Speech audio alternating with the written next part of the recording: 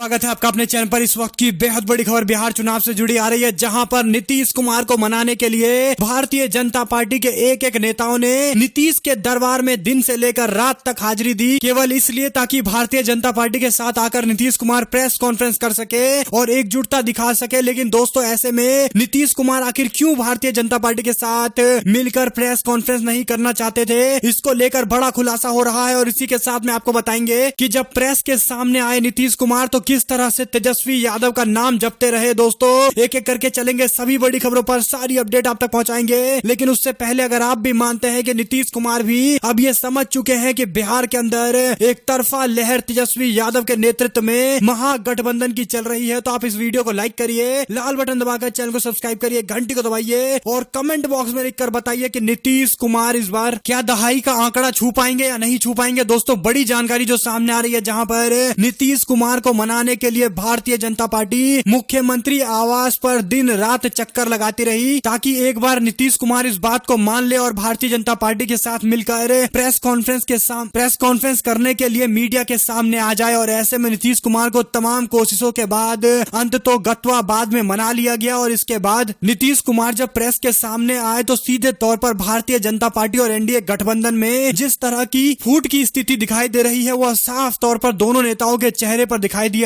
सुशील मोदी ने कहा कि नीतीश कुमार का जो नेतृत्व नहीं मानेगा वो एनडीए का हिस्सा नहीं है। ऐसे में दोस्तों, बीते दिन मीडिया रिपोर्ट के अनुसार जो सर्वे सामने आए थे, जिसमें 57% लोग नीतीश कुमार को मुख्यमंत्री नहीं देखना चाहते हैं। क्या ये मान लिया जाए कि भारतीय जनता पार्टी के नेता ये कहना चाहते हैं कि 57% लोग तो नीतीश कुमार को वोट देना ही नहीं चाहते और ऐसे में एनडीए को वोट नहीं देंगे। कुल मिलाकर सीधे तौर पर भारतीय जनता पार्टी के लिए ये दोहरी मार की स्थिति है, जहां पर एक बार या तो वह नीतीश कुमार के साथ खड़े हो सकते हैं या फिर जनता के साथ में खड़े हो सकते हैं। और ऐसे में दोस्तों, नीतीश कुमार के खिलाफ जबरदस्त माहौल, खासकर सत्ता विरोधी लहर जमीनी स्तर पर चलती हुई दिखाई दे रही है। और इसी के साथ एक और अपडेट की माने तो नीतीश कुमार जब प्रेस कॉन्फ्रेंस करने आए तो मीडिया ने उनसे कई सवाल पूछे और ऐसे में उन्होंने सारे जवाबों में केवल तेजस्वी यादव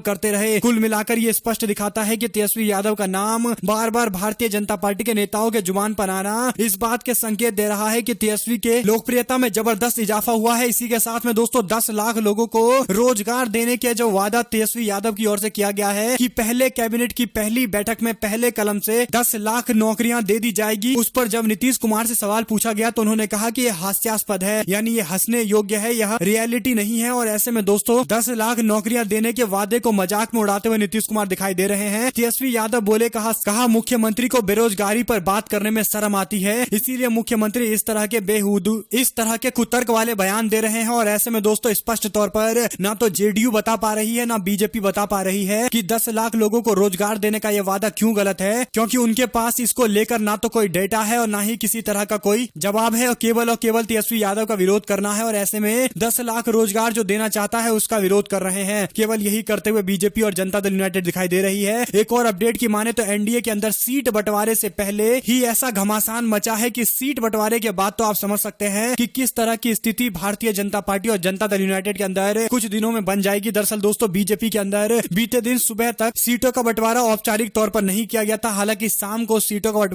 बंटवारा हो गया और कई सीटों पर चुनाव में उम्मीदवार भी उतार दिए गए हैं। वहीं पर दूसरी ओर भारतीय जनता पार्टी के कार्यकर्ताओं ने बीजेपी के पटना के अंदर पार्टी दफ्तर को घेरते हुए पार्टी के सीटों में बदलाव की आशंका को लेकर जबरदस्त विरोध करते हुए कहा है कि अगर पार्टी का कोई कार्यकर्ता चुनाव लड़ने आएगा तो कार्यकर्ता उसका सम्मान करेंगे, उसे चुनाव में जिताएंगे। लेकिन जो भी पैरासूट कैंडिडेट होगा या फिर ऐसे लोग होंगे जिनके खिलाफ लोगों में नाराजगी है और उनको अगर बीजेपी टिकट देती है तो वह उसका विरोध करेंगे, यानी बीजेपी के कार्यकर्ता ही विरोध करेंगे। सीधे तौर पर भारतीय जनता पार्टी के लिए दोहरी समस्या उत्पन्न हो गई है, जहां पर एक और नीतीश सरकार के कामकाज को लेकर जनता नाराज है और दूसरी तरफ भारतीय जनता पार्टी के विधायकों के कामकाज को लेकर जनता और ज्यादा नाराज है। एक और अपडेट की माने तो प्रधानमंत्री नरेंद्र मोदी के कार्यकाल में जिस तरह से चाइना के द्वारा भारत की सीमाओं पर लगातार घुसपैठ करने की कोशिश की जा रही है, उसको लेकर राहुल गांधी की ओर से एक बड़ा बयान सामने आया है। दरअसल दोस्तों, प्रधानमंत्री नरेंद्र मोदी पर टिप्पणी करते हुए राहुल गांधी ने कहा कि प्रधानमंत्री को केवल अपनी छवि को बचाना है, उनको केवल अपनी छवि की चिंता है। 1200 वर्ग किलोमीटर की जमीन चाइना को दे दी प्रधानमंत्री ने। यह खुलासा राहुल गांधी की ओर से किया गया है। हालांकि इस पर अभी तक बीजेपी की ओर से कोई टिप्पणी सामने नहीं आया है। दरअसल दोस्तों, इसी साल के मार्च से लेकर मई तक में भारतीय सीमाओं पर जिस तरह से चाइना की ओर से एग्रेशन दिखाया गया और भारत के फिंगर 4 तक चाइना पहुंच गया था उसके बाद चाइना कितना पीछे हटा इसको लेकर कोई रिपोर्ट सामने नहीं आई है और सैटेलाइट की तस्वीरें बता रही है कि आज भी चाइना बड़ी संख्या में हथियार लेकर भारतीय सीमा पर मौजूद है और ऐसे में मोदी सरकार लगातार सैन्य स्तर और तमाम तरह के अन्य स्तर पर अफसरों के स्तर पर बातचीत कर रही है। हालांकि इसका समाधान होता हुआ दिखाई नहीं दे रहा है। ऐसे में राहुल गांधी की ओर से ये बड़ा बयान सामने आया है। एक और अपडेट की माने तो जनता दल यूनाइटेड के अंदर वरिष्ठ नेताओं ने ही नीतीश कुमार को दे दी चुनौती। कहा हिम्मत है तो अकेले चुनाव लड़के दिखाए नीतीश कुमार। बिहार के मुख्यमंत्री नीतीश कुमार पर एलजेपी प्रमुख चिराग पासवान के हमले और भारतीय जनता पार्टी की चुप्पी को लेकर जनता दल यूनाइटेड के कद्दावर नेता वीरेंद्र यादव ने अपनी पार्टी के शीर्ष नेतृत्व से बेहद नाराज नजर आ रहे हैं। उनकी नाराजगी का आलम यहाँ पहुंच गया है कि उन्होंने अपनी पार्टी के शीर्ष नेताओं को एक बैठक के दौरान ये कह दिया कि हिम्मत है तो अकेले चुनाव लड़ने का ऐलान कीजिए। बीजेपी लगातार अपमानित कर रही है और आप लोग चुपचाप तमाशा देख रहे हैं। जनता दल यूनाइटेड से जुड़े एक भरोसेमंद सूत्र के मुताबिक मिले इस जानकारी में सीधे तौर पर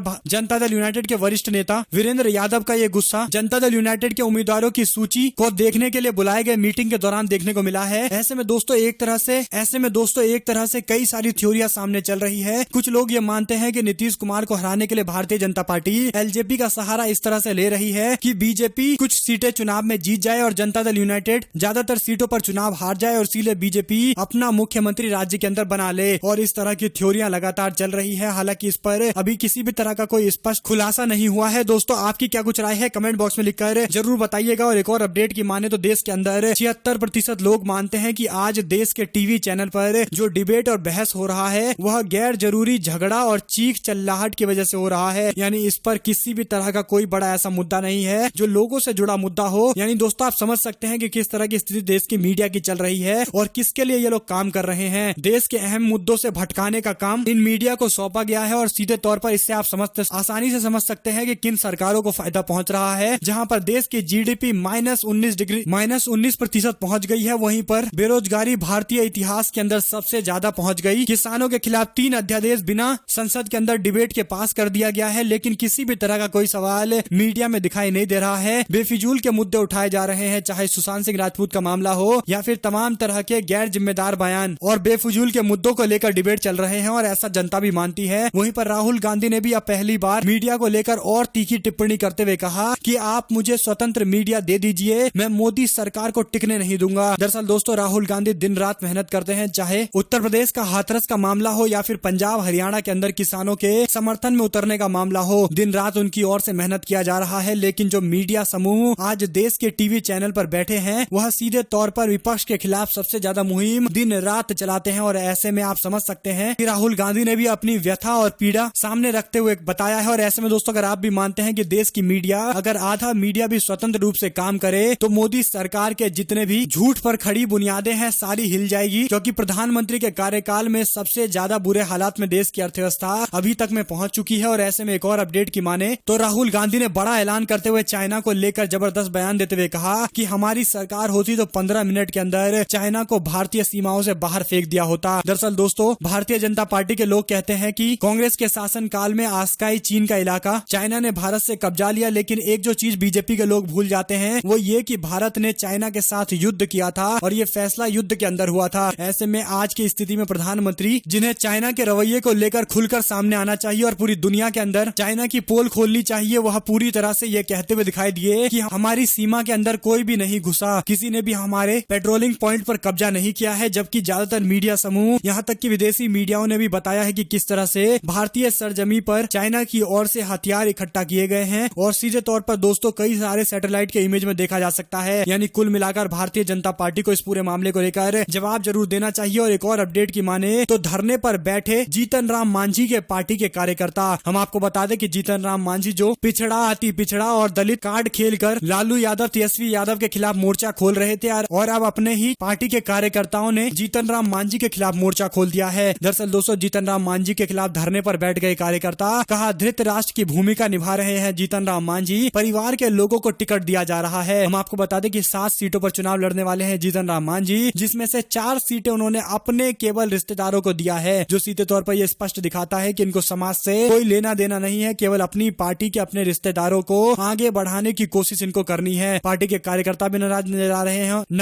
आ रहे हैं। एक और जानकारी की माने तो उपेंद्र कुशवाहा का दावा आरएलएसपी और बीएसपी के साथ गठबंधन में शामिल होंगे। असरुद्दीन ओवैसी पॉलिसी। और एक और अपडेट की माने तो तेजस्वी यादव, तेज प्रताप यादव की इमेज खराब करने के लिए दिन रात प्रोपोगेंडा चल रहा है। आरजेडी की ओर से एक बयान सामने आया है जहां पर आरजेडी के नेताओं ने कहा कि शक्ति मलिक हत्याकांड में अगर दोषी साबित हो जाते हैं तेजस्वी यादव तो उनको फांसी पर चढ़ा दिया जाए, लेकिन इस तरह से हेडलाइंस मैनेजमेंट ना किया जाए, किसी की छवि ना खराब की जाए। सीधे तौर पर दोस्तों तेजस्वी यादव को लेकर जिस तरह से प्रोपोगेंडा चलाया जा रहा है, जिस तरह की झूठी खबरों से उनकी छवि खराब करने की कोशिश की जा रही है, जिसको लेकर राजद ने यह निशाना साधा है। और एक और अपडेट की माने तो यूपी के कई शहरों में बत्तियां गुल हो गई, निजीकरण के विरोध में हड़ताल किए गए, जिसके बाद लोगों के इस हड़ताल को देखते हुए योगी सरकार ने अपना फैसला बदल लिया है, प्रस्ताव को वापस ले लिया। एक और जानकारी की माने तो मध्य प्रदेश के अंदर भारतीय जनता पार्टी के नेता चुनाव के दौरान साड़ियां बांटते हुए दिखाई दे रहे हैं। दरअसल दोस्तों इससे पहले बीजेपी के ही उम्मीदवार लोगों को पैसा बांटते हुए दिखाई दे रहे थे। ये वीडियो सोशल मीडिया पर वायरल हो रहा था और अब कांग्रेस पार्टी की ओर से एक वीडियो शेयर किया गया है जिसमें बीजेपी के ही मंत्री चुनाव के दौरान इस तरह से साड़ियां बांट रहे हैं। एक और अपडेट की माने तो हाथरस के मामले को लेकर राहुल गांधी का बयान, कहा मैं इंसाफ दिलाने के लिए गया था, लाठी पड़ना बड़ी बात नहीं है। मीडिया के सवाल का जवाब देते हुए राहुल गांधी की ओर से ये टिप्पणी सामने आई है। एक और अपडेट की माने तो बिहार विधानसभा चुनाव को लेकर भारतीय जनता पार्टी के विधायकों के समर्थकों ने बीजेपी के मुख्यालय पर हंगामा किया है, इस तरह की खबरें भी सामने आ रही है। वहीं पर दूसरी ओर संयुक्त राष्ट्र ने हाथरस के गैंग रेप पर जताई चिंता, भारत ने कहा कि अनुचित और गैर जरूरी टिप्पणी है। दरअसल अंतर्राष्ट्रीय स्तर पर भी भारत की छवि काफी ज्यादा खराब हुई है, जिसको लेकर योगी सरकार को सोचना चाहिए। वे कह रहे हैं कि अंतर्राष्ट्रीय साजिश यूपी को बदनाम करने के लिए की गई है। वहीं पर दूसरी ओर योगी सरकार को यह भी सोचना चाहिए कि किस तरह से अंतर्राष्ट्रीय स्तर पर भारत की छवि अंतर्राष्ट्रीय बड़ी बड़ी एजेंसियों के अंदर खराब होती जा रही है। केवल उत्तर प्रदेश की ऐसी घटनाओं के कारण ही जिसे आसानी से कुछ कानूनी बदलाव के साथ सख्ती से इम्प्लीमेंट करके रोका भी जा सकता है और न्याय सुनिश्चित भी जल्द से जल्द किया जा सकता है। एक और अपडेट की माने तो आरएलएसपी के अंदर अपने पार्टी के ही नेताओं ने इस्तीफा देते हुए आरएलएसपी के प्रमुख पर गंभीर आरोप लगाए हैं। उन्होंने उपेंद्र कुशवाहा पर आरोप लगाते हुए कहा कि बिना पैसे के टिकट नहीं देते हैं कुशवाहा। इसी के साथ आरएलएसपी के नेत्री ने छोड़ दी पार्टी और उन्होंने रोते हुए यह बात कही है और उन्होंने कहा कि वह दिन रात अपनी पार्टी के लिए काम करती आई हैं, लेकिन इस तरह से जो रवैया पार्टी का है जिसमें टिकट केवल पैसे के दम पर दिया जा रहा है, उसका विरोध करते हुए उन्होंने इस्तीफा दिया है। एक और जानकारी की माने तो छोटे सरकार लड़ेंगे आरजेडी से चुनाव, मकोमा के अंदर आरजेडी की ओर से अनंत सिंह को टिकट दिया गया है और ऐसे में दोस्तों ये बड़ी खबर सामने आ रही है। एक और जानकारी की माने तो सीपीआई एमएल के महासचिव दीपांकर भट्टाचार्य ने कहा कि बिहार के अंदर बिहार को यूपी नहीं बनने देंगे, सरकार की नाकामियां लोगों तक पहुंचाएंगे, लोगों को बताएंगे। और इसी के साथ उन्होंने कहा कि तेजस्वी यादव के नेतृत्व में महागठबंधन का समर्थन उनकी पार्टी करती हुई आएगी। और ऐसे में दोस्तों ये बड़ी जानकारी एक एक करके सामने आ रही थी, जिसकी खबर हमने आप तक पहुंचा दी है। आपको खबरें कैसी लगी, वीडियो को लाइक करिए, लाल बटन दबाकर चैनल को सब्सक्राइब करिए, घंटी को दबाइए, हमारे साथ लगातार बने रहिए। जुड़े रहने के लिए सभी दोस्तों का बहुत बहुत धन्यवाद। आप लोग देख रहे थे आपका अपना चैनल। जय हिंद, जय भारत, वंदे मातरम।